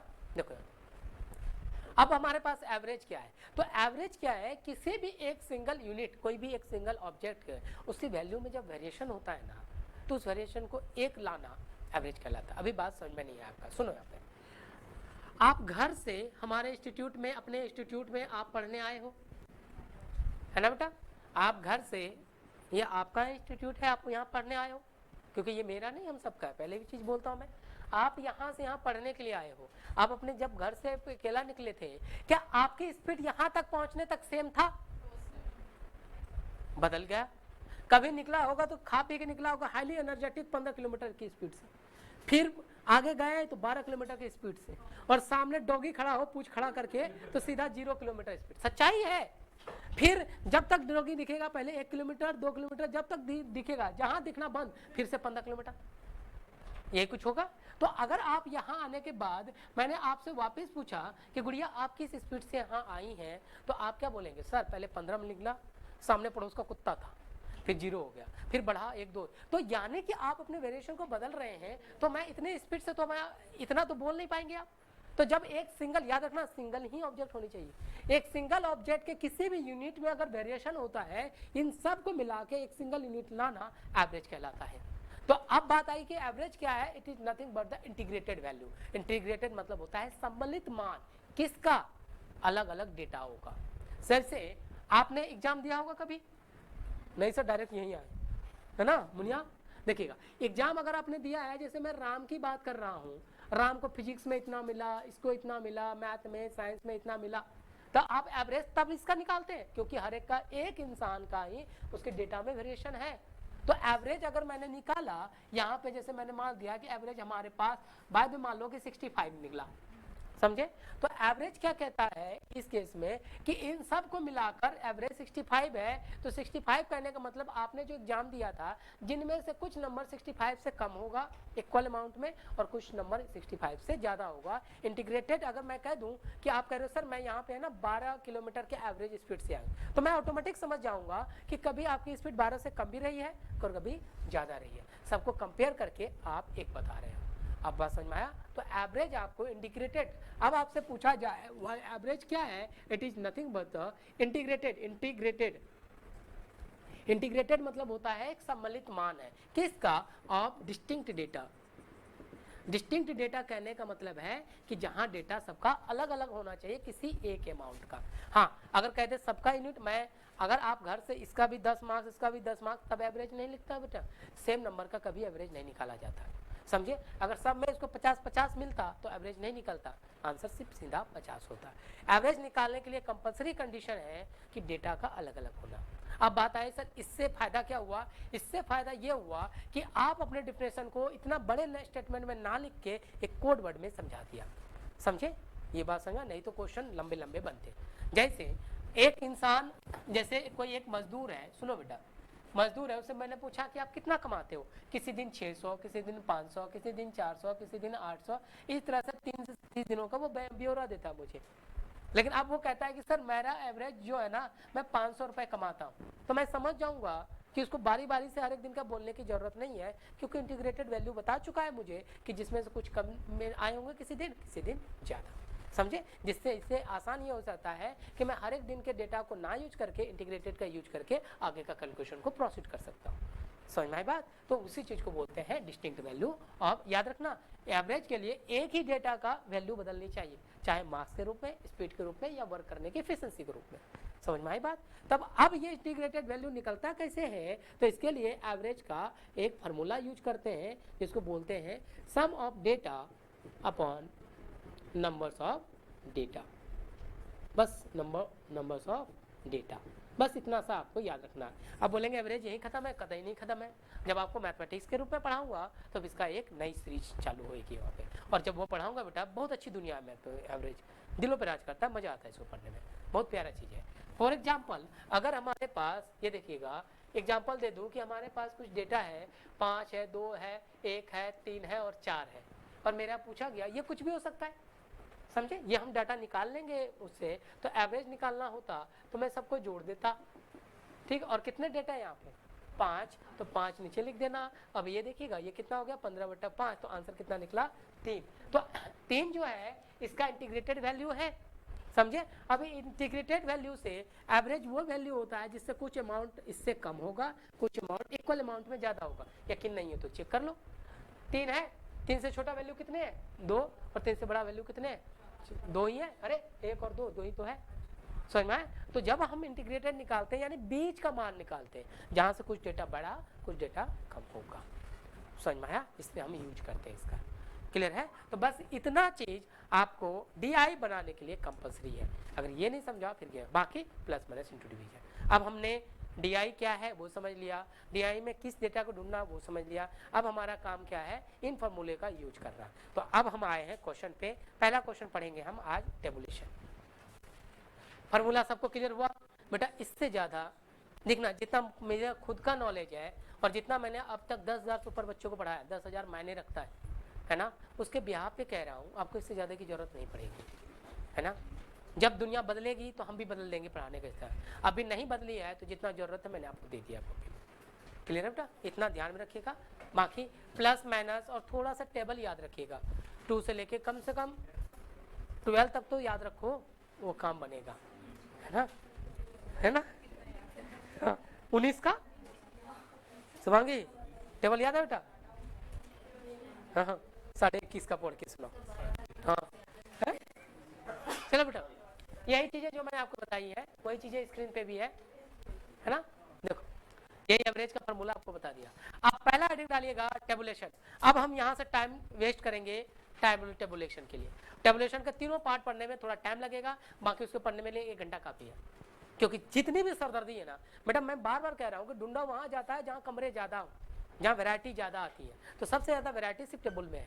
टेबल क्लियर, बाकी क्लियर। देखिए आप पहला हेडिंग डाल दीजिएगा टेबुलेशन,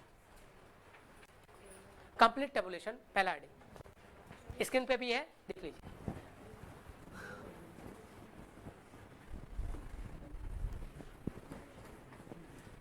सुनो बेटा, करके देखे, सुनिएगा।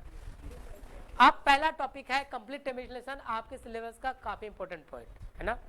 अब कंप्लीट टेबुलेशन में अब कुछ बातें जरा ध्यान से समझ लीजिएगा। कंप्लीट टेबुलेशन कहने का मतलब है, अब टेबल कहने का मतलब सब में रो और कॉलम तो होगा ही, क्लियर। जैसे ए बी सी डी इस तरह से मैंने मार्क्स दे दिया, समझे। यहाँ पे कुछ भी लिख दिया, 1 2 3 4 5 6 जो मर्जी हो लिख दीजिए, ये कुछ लिख दिया। तो कंप्लीट टेबुलेशन में जैसे ये मैथ है, इंग्लिश है, मैं सर्च करना बता रहा हूँ, है ना। तो कंप्लीट टेबुलेशन में सारे डेटा दिए जाएंगे। अब आपको जो चीज, ये नोट डाउन नहीं करना, ये समझना है, लगा दिया हुनर है, ये समझना है। पहला चीज क्या है कि डाटा को सर्च करना। सर्च कैसे करना, जैसे मैं जो कह दे जाए बी का मार्क्स, ए के मार्क्स का कितना % है मैथ का, समझे। तो पहले हम ए के मार्क्स को लेके जाएंगे, ए का रो देखेंगे, फिर उसका कॉलम देखेंगे। तो ए का मार्क्स मैथ में कितना आ रहा है 1, सर्च करना बता रहा हूँ। बी का मार्क्स मैथ में, अगर बी का मान लिया जाए, ए का मैथ पूछ लूँ और इसका मान लो रीजनिंग पूछ लूँ, ये लो। तो बी का रीजनिंग में रो में यहाँ जाएंगे और इसका कॉलम जाएंगे, इसका कितना रहा 6, फिर वही फार्मूला लगा देंगे, बी का मार्क्स ए के मार्क्स का कितना %, तो आपको पता है b/a × 100 निकल जाता। इतनी बातें क्लियर है। लेकिन ये चीजें तभी करेंगे, पहला चीज सर्च करना सिखा दिया आपको रो कॉलम के हिसाब से, कंपेयर करते हो उसकी वैल्यू तो ऊपर आती है ना। नहीं मैंने कहा बी का, हाँ उसी को तो लिखा है, बी का ऊपर ए का नीचे, बी का मार्क्स ए का कितना % वही तो लिखा है b/a × 100, है ना। देखिएगा पहली बात ये तभी यूज करते हैं जब ये डेटा हमारे पास नंबर के फॉर्म में होता। लेकिन अब जो सबसे इंपॉर्टेंट बता रहा हूँ बेटा, क्वेश्चन बनाने से पहले डाटा को चेक करना कि ये नंबर के फॉर्म में है या कि हिडन के दिए गए रूप में, % में, रेशियो में या एवरेज में। ये बातें समझ में आया, क्योंकि सर्चिंग तभी स्टार्ट होगा जब तक ये डेटा एक्चुअल में ना आ जाए। इतनी बात क्लियर है, समझ में आया। तो क्वेश्चन का इस्तेमाल करके दिखाता हूँ, ये देखिएगा आपके सामने क्वेश्चन है, लिखना नहीं है क्वेश्चन, मैं बार बार कह रहा हूँ, सबके पास सीट मिल जाएगी। अब इस क्वेश्चन को देखना, डेटा आ गया तो टेबुलेशन है पहला, दूसरा चीज कंप्लीट है, अरे दिखाई दे रहा है ना कंप्लीट है, लेकिन कौन बोला बेटा इससे ज्यादा जूम नहीं हो पाएगा, ये नहीं, ये नहीं होगा। तो इसलिए तो कहा था थोड़ा आगे भी कुर्सियां खाली, आगे बैठ जाओ, 2 बार ही बोला था आपको। देखो यहाँ पे, अब यह देखना यहाँ पे, अब ये डेटा है यहाँ पर, इतनी बातें क्लियर हुआ। अब डेटा की जैसे मैंने बात करी इस केस में, क्या मैंने कहा कि सर्च करने से पहले क्या चेक करना, डेटा रियल है कि एक्चुअल है या हिडन है। तो जरा देखो यहाँ पे क्वेश्चन सारे हिडन है। अब बात समझ में आया, क्योंकि ये % पहले से बोल दिया गया है। तो अब क्वेश्चन हिडन में होगा ना, यानी कि ये जो टेबुलेशन है हमारे काम का नहीं है, हमें तो रियल एक्चुअल टेबुलेशन चाहिए। तो ये मेरी अपनी की स्ट्रेटजी है कि जब भी इस तरह के क्वेश्चन आए तो पहले इस डेटा को एक्चुअल में बदल डालो। बात समझे। आप बोलेंगे सर क्वेश्चन के साथ बदल ले, बेटा बिल्कुल बदल सकते हैं, लेकिन किसी क्वेश्चन में जैसे पुनीत का यूज हुआ तो एक बार पुनीत का डाटा चेंज करेंगे, फिर अगले क्वेश्चन में फिर से पुनीत का हुआ, फिर आप उसके डाटा को चेंज करेंगे। इससे क्या होगा, टाइम ऑफ अमाउंट आपसे ज्यादा लगेगा। इससे अच्छा है कि एक बार ही पूरे डाटा को चेंज कर लीजिए, तो आपको सिर्फ नंबर पुट करना पड़ेगा।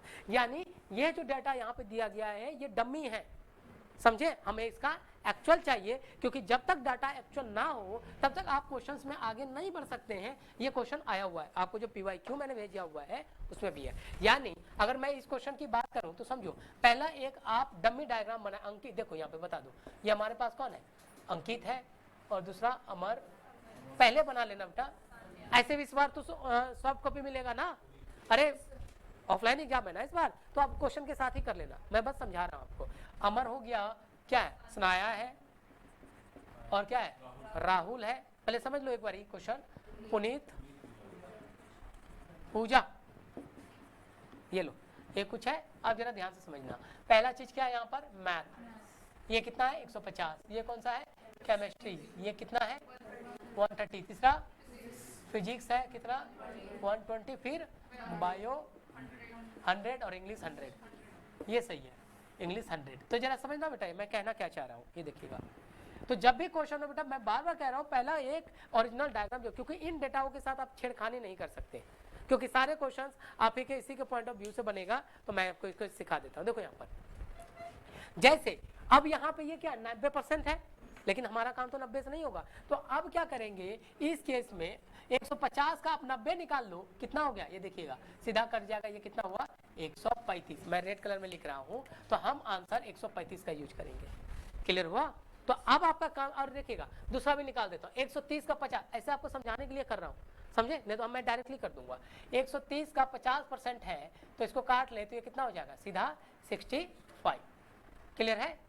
और दूसरा कह रहा है 120 का 80, 120 का अगर मैं 80 निकालूं, काट दीजिए इसको, ये कितना हो जाएगा 96। और 100 के रिगार्डिंग हर एक वैल्यू बराबर होती है। ये क्लियर हुआ? समझ में आया? तो आप जब भी ऐसा क्वेश्चन होगा, तो मैं जितना जानता हूं उसके हिसाब से पहले डेटा निकाल लेना, उसके बाद क्वेश्चन में, भले उससे आपका टाइम बोलेंगे ज्यादा लगेगा, नहीं, एक बार डेटा बन गया टाइम कम लगेगा। क्लियर हुआ? समझ में? अब आप पूरे को भरेंगे, मैंने निकाल दिया, सबको बनाओ, पहले भरो पहले क्वेश्चन, तब क्वेश्चन दिखाता हूँ।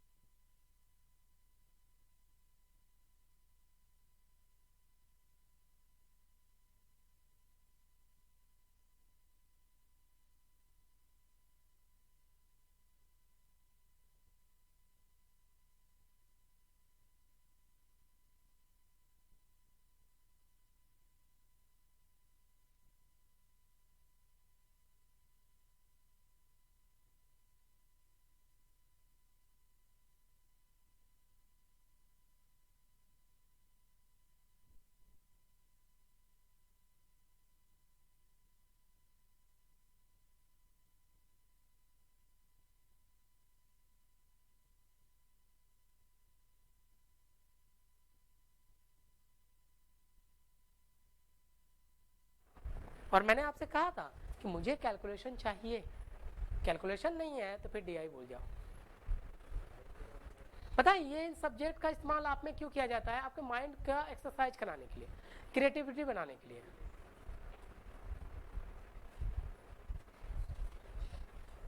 तू समझ रहा बेटा? कविता, मुनिया,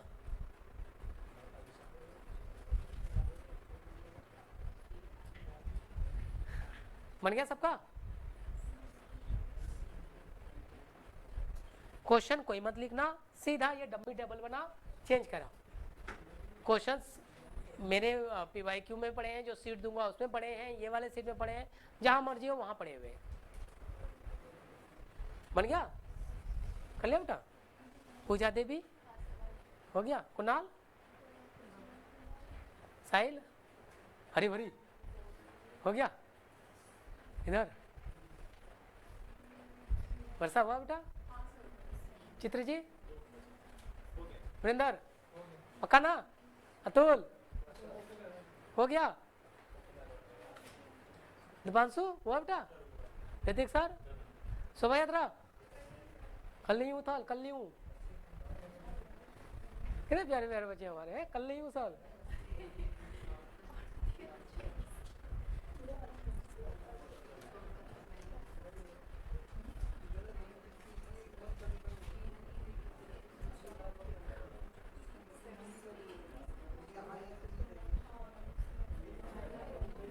चलो बेटा देखो यहाँ, अब मैं आपको डायरेक्ट करके दिखाता हूँ, इतना करने की जरूरत ही नहीं थी। देखो यहाँ पर इस केस में देखो 150 का 100, सीधा ये देखना, ये पूरा 150 ही होगा, काट के देख लो। ले मैं आपको डायरेक्ट करके दिखाता हूँ कितना है, जल्दी होगा। 130 का 60, बेटा 0 0 तो 100 के कारण कट जाएगा। ये देखो 130 का 60 करता, देखिएगा नीचे 100 होता तो ये 2 0 का वेटेज उठाओ ना, सिर्फ 13 और 6 कितना होता है 72, और से उसका कितना है, ये कितना हो जाएगा 80। किसने लिखा है 72? बोलना जरूरी है। ये 40 और 80, इसको तो पहले भर लो बेटा, ये कर्म का नहीं है। 80, 60, 90, 85, 50, 80 और 40, ये तो पूरा पहले हो गया, ज्यादा टाइम नहीं लगेगा, बस कैलकुलेट। और वो जानबूझ के ऐसे डेटा देता है जो आप थोड़ा सा ट्रिकी बताओ। अभी मैं बहुत सारी ट्रिक्स बताऊंगा, रुक तो जाओ। देखो दूसरा कह रहा है 150 का 90% कितना हो गया 135, और 60, 78, 102, और सनाया हो गया राहुल में। चलो 15 का 80, एक हो गया 120, और ये 130 का 75 कितना आ रहा है 97, और 120 का 65 128, ये कितना हो गया फिर से 120, और ये कितना होगा 104, और ये कितना हो गया 84, और 150 का 70, ये कितना हो गया 105, और ये 75, ये कितना निकला 97.5, और लास्ट में 50 कितना हो गया 60 हो गया। कहाँ तक, कहाँ मिनट भी नहीं लगे। तो मैंने आपसे क्या कहा, कैलकुलेशन होनी चाहिए, बाकी काम आपका। क्लियर हुआ?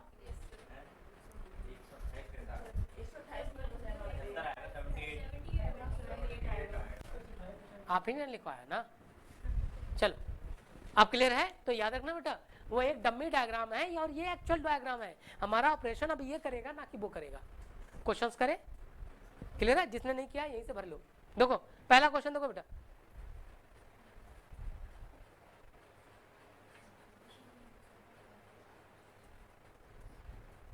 ये क्वेश्चन था, अरे यही क्वेश्चन है ना हमारा। देखो पहला क्वेश्चन नीचे लिखा गया, देखो यहाँ पे। अब इसे जरा ध्यान से समझना, क्या पूछा है, what is the overall percentage marks obtained by Amar. अच्छा एक बात बताओ, सुनो, क्या ये क्वेश्चन मैंने बताया कि नहीं? आपने एग्जाम दिया, total exam by the way 600 का दिया। सुनो यहाँ पे पहला क्वेश्चन, और 600 का एग्जाम हुआ और आपने 500 नंबर निकाला, तो आपको पूछा गया है कि आपका कितना परसेंट आया, यानी आपका मार्क्स इसके मार्क्स का कितना परसेंट। क्या गलत बोला था आपको? क्या ये फॉर्मूला मैंने बताया था? तो ये x हो गया और ये कितना होता y। क्या इस क्वेश्चन में वही मांग रहा है? और x y का कितना परसेंट है, मार्क्स ऐसे निकालते हैं ना। तो x by y into 100 formula first percentage का ये क्वेश्चन आया हुआ है, देखिएगा। अब यहाँ पे पहला मार्क्स हमें क्या चाहिए, टोटल मार्क्स y की वैल्यू, और टोटल मार्क्स के लिए क्या कर दूं, सबको जोड़ दूं, टोटल मार्क्स को जोड़ लीजिए। यहाँ x की वैल्यू 600 आएगा, शायद आएगा, अरे 100 200 100 200 300 400 500, अरे 600 है, सीधा जोड़ो ना, 100 200 300 400 500 150 और 50, 600 हो गया, थोड़ा टिकी लगा। ये x की वैल्यू हो गई, और y की वैल्यू कितना, कि आपने कितना ऑब्टेंड किया, और इसके लिए क्या करा, कौन है वहां पर, अमर, और अमर का मार्क्स कहाँ है बेटा, ये, उसको जोड़ू या इसको जोड़ू, अब पता चला मैंने क्यों कन्वर्ट करवाया था। अब सबको जोड़ के देखो कितना आ रहा है, 426, ये हो गया भाई, 426, 32 है, ये लो 432, जो मर्जी हो बता दो आपका, ये हुआ। अब आपको बोला गया है कि आपका मार्क्स y के x के मार्क्स का कितना % है, याद करो फार्मूला नंबर फर्स्ट। क्या मैंने अपनी तरफ से कुछ एक्स्ट्रा किया, जो चाहता वही निकाल, तो आपका आंसर क्या होगा, 432 बटा 600 गुना 100 काट दो, कितना रहा है 72 पॉइंट, अच्छा 72 डायरेक्टली कट रहा है आंसर, समझ में आया। तब पता चला कि मेरे फार्मूले के अंदर है, हाँ वो भी आपको जोड़ देगा नेक्स्ट बार के लिए। आप गलती तो करो, वो भी तो तैयार है। सर मैंने गलती से ना बी की जगह ए कर दिया, कोई दिक्कत है सर, कोई दिक्कत नहीं बेटा, आपको भी इस बार की जगह अगले बार कर देगा, ऐसे ऐसे सोल्यूशन आते हैं। पूरा क्वेश्चन सॉल्व किया सर, आंसर है ना ए की जगह बी भर दिया, अब क्या होगा सर, एक बार उसको हमारा वापिस दे दे भगवान, मैं उसे बी की जगह ए कर दो, है ना। ऐसा कभी फील किया बेटा कि नहीं, ऑफिस से मतलब कि एग्जाम सेंटर से बाहर निकलो तब पता चलता इसका तो ये होना चाहिए था, इसका तो ये होना चाहिए था, एक बार चांस दे दे मैं उसको बदल दूं, है ना।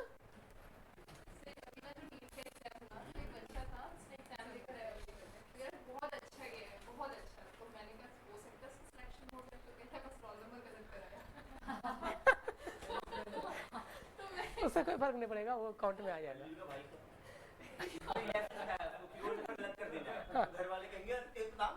हाँ चलो, नहीं आज के डेट में ऑनलाइन का इतना चीज वो भरा देता है कि अगर बाद में आपने गलती भी कर दिया ना, आपके मार्क्स को वापस सॉ आउट कर देता है। खैर चलिएगा, पहला क्वेश्चन समझ में आया, क्लियर है। सेकंड क्वेश्चन देखो, अब ये क्वेश्चन विजुअल बेस्ड है बेटा। विजुअल कहने का मतलब डायग्राम को देखो, आंसर बनाओ, क्लियर है। आपको सिर्फ देखना है, विजुअल है।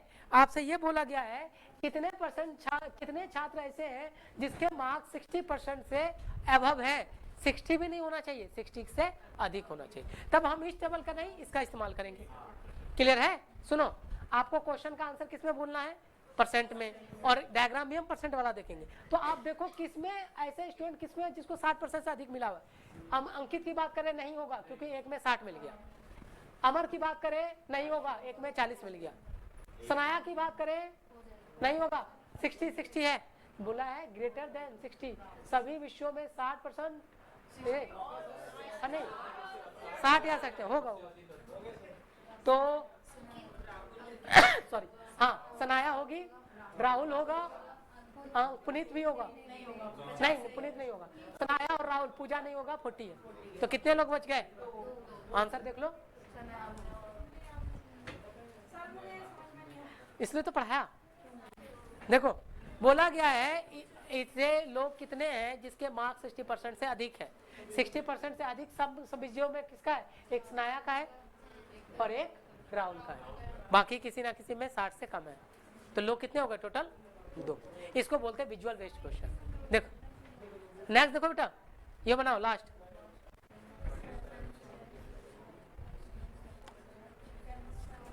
अब आपको ये बनना चाहिए। आपको बोला गया है what is the average mark obtained by all 6 student in chemistry. और केमिस्ट्री में याद रखिएगा सारे बच्चों, और एवरेज आपको निकालना बता चुका। तो किसका इस्तेमाल करें, इसका या उसका। क्लियर हुआ। अब यहाँ पे अलग करते वहां अलग करते तो आपका टाइम अब ज्यादा लगता, ना कि एक बार डायग्राम बना लेने से। क्लियर हुआ। तो निकालो एवरेज क्या होता है, जोड़कर भाग दे दो।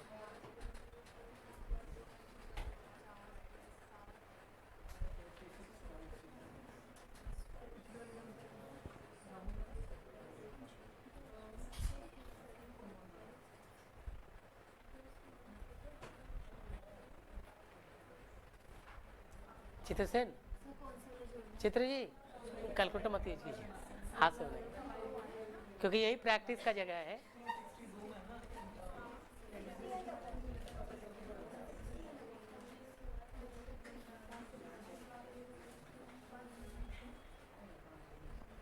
क्लियर हुआ? क्या है आंसर? 86 पॉइंट। आगे आंसर है।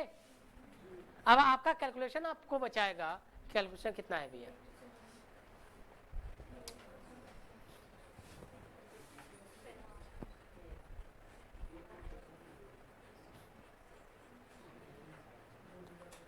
एटी 86 पॉइंट बना सबका। अब क्या बेटा समझ में आया कि सारे रूल्स उसी के अंदर आ रहे हैं? ये रुक जाओ रुक जाओ। केमिस्ट्री कहाँ है बेटा? ये रहा, सबको जोड़ दो, ये लो सबको जोड़ दो बेटा, कितना आ रहा है? 520। सब्जेक्ट कितने हैं, कितने लोग हैं? 1 2 3 4 5 6 डिवाइड बाय 6, आंसर हो गया 86.66। क्लियर हुआ? कोई स्पेशल चीजें तो मैंने नहीं कराई आपको, बस कैलकुलेशन और वो रूल्स को याद रखो, बाकी फीचर्स मैंने आपको समझा दी। क्लियर है सबको? चलेगा। नेक्स्ट अब इसके क्वेश्चन सब आपके हैं वो बना लेना, इसमें बहुत सारे क्वेश्चन हैं। ये लो, यही क्वेश्चन था बेटा, इसको मैंने समझाने के लिए इस तरह से वीडियो बना दी थी कि आपको समझ में आया। क्वेश्चन ये था, ये पूछा गया था, आई थिंक 19 या 20 में पूछा गया क्वेश्चन है ना? ये सारे क्वेश्चन, बाकी क्वेश्चन आप अपने कर लेना। ये देखो, ये वाला क्वेश्चन करा दिया, ये करा दिया और ये करा दिया, ठीक है? बाकी आप खुद से करना, क्योंकि मेरे टाइम प्रैक्टिस करेंगे टाइम ज्यादा लगेगा। चलेगा। हेडिंग डालना मिसिंग टेबुलेशन, मिसिंग टेबुलेशन, ये वाला क्वेश्चन मिसिंग टेबुलेशन।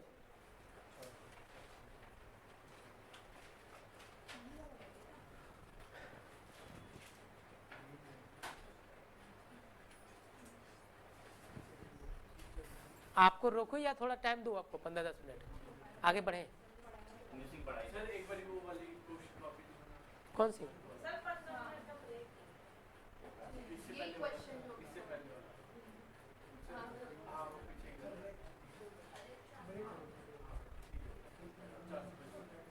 क्लियर हुआ? समझ में आया? हेडिंग डाल दीजिएगा मिसिंग टेबुलेशन। नहीं, किसी को अगर लगता है ब्रेक चाहिए तो मैं दे सकता हूँ, ऐसा कुछ नहीं है, क्योंकि इसके बाद दो फिर मन से पढ़ेंगे।